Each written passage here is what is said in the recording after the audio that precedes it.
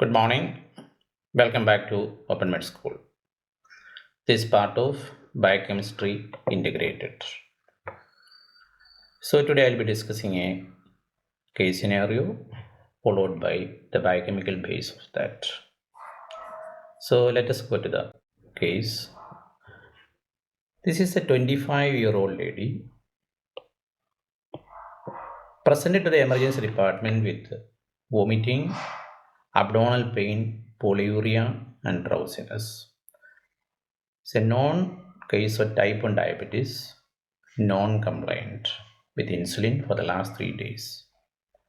Her vitals, the heart rate was 118, respiratory rate was rapid and deep, temperature normal, capillary blood sugar 420.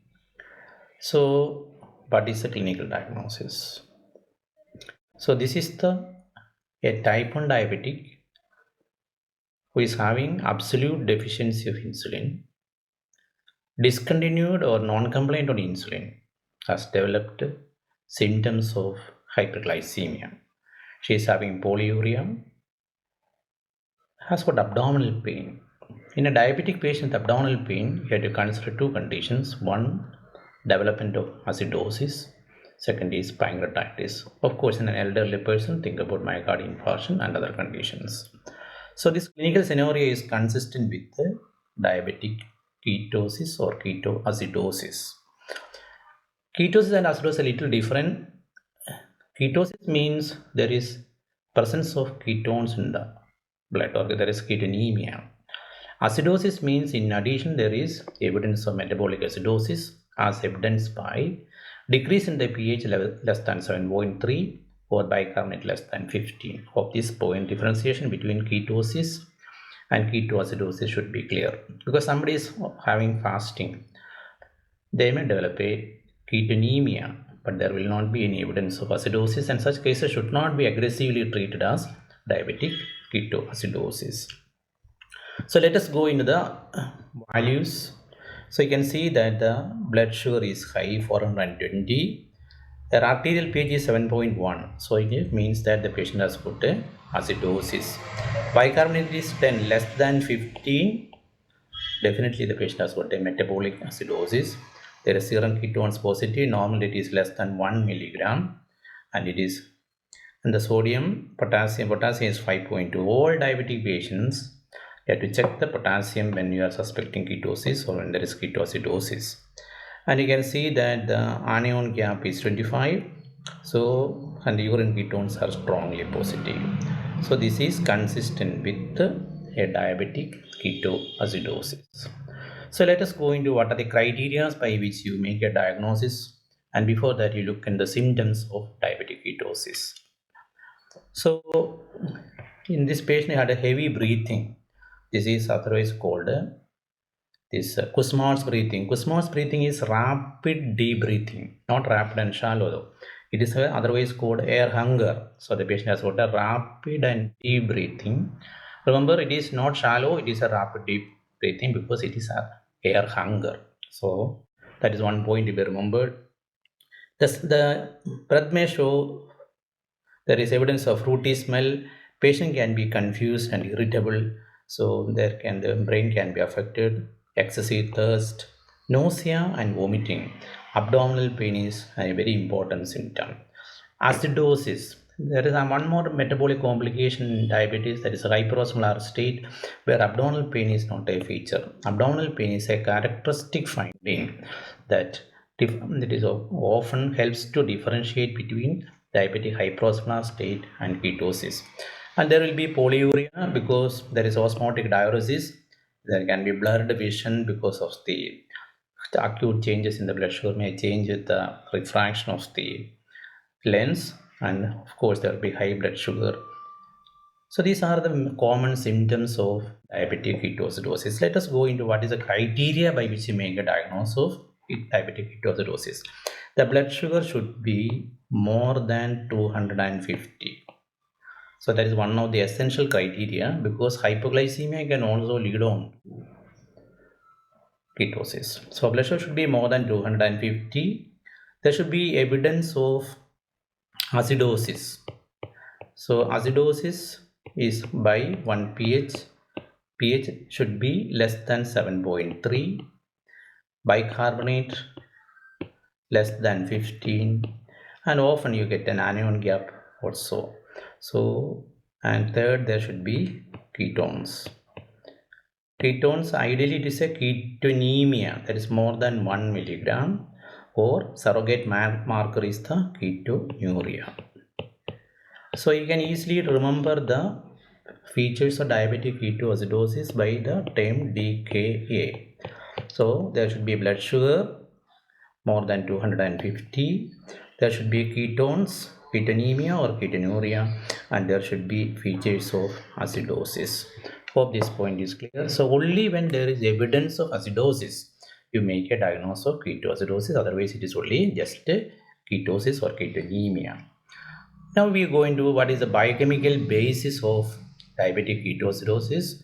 So what are the features? One is there is a, remember that there is a imbalance between, there is one side there is insulin and other side anti-insulins. Most of the hormones are anti-insulin, including the glucagon, epinephrine, growth hormone, steroids, everything is on one side.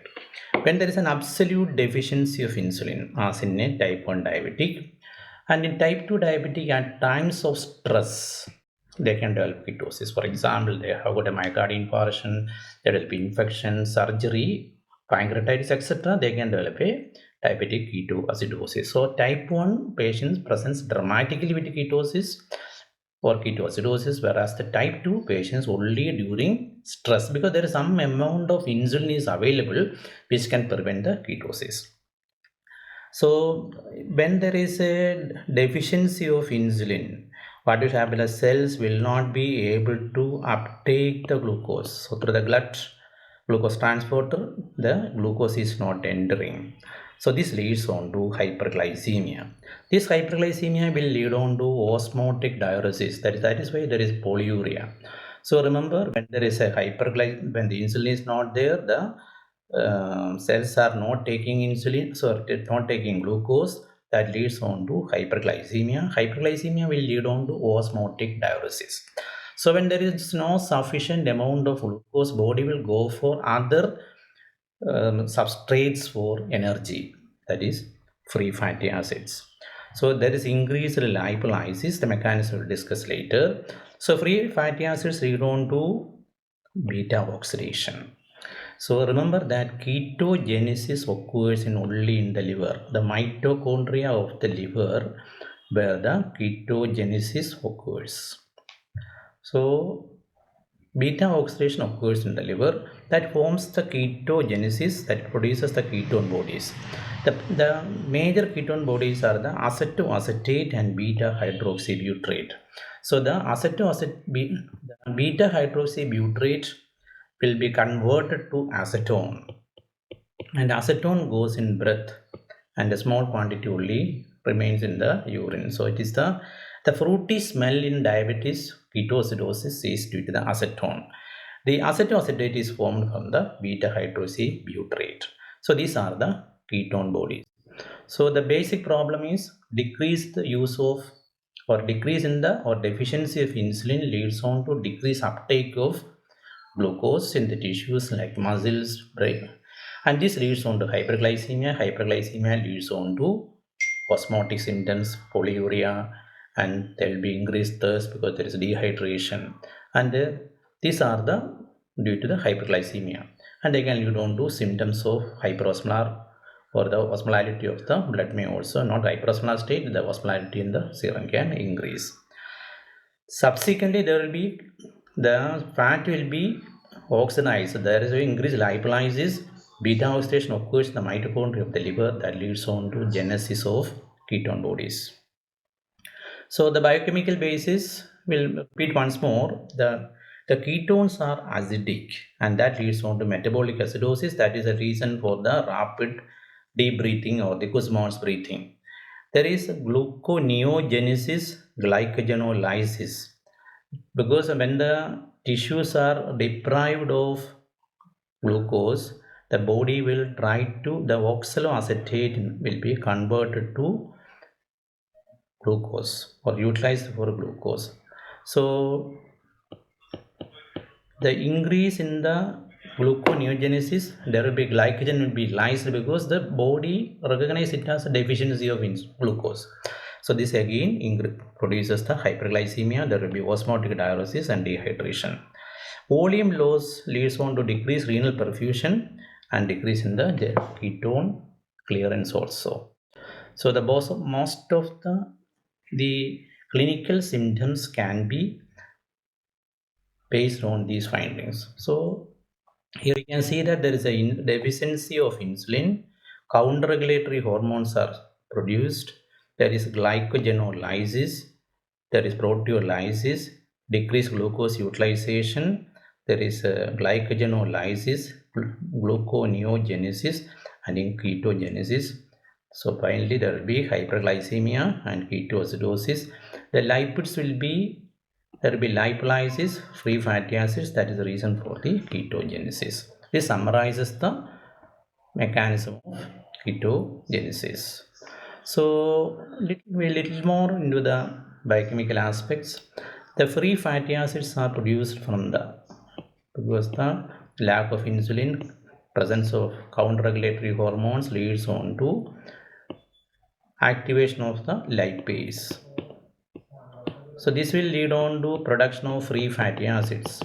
Free fatty acids are converted to fatty acyl coenzyme A, and this will be entering the mitochondria of the liver by the CPT1. So carnitine palmitoyl transferase 1. This CPT is inhibited by malonyl coenzyme A. In malonyl coenzyme.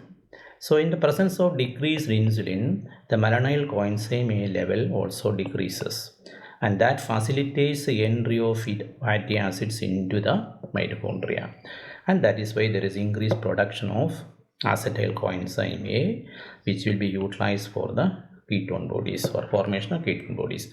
The next session we will discuss the exact mechanism or the how the ketogenesis occurs and what happens to the ketones or what is the ketolysis. Hope this was useful to you. Stay tuned. Thank you.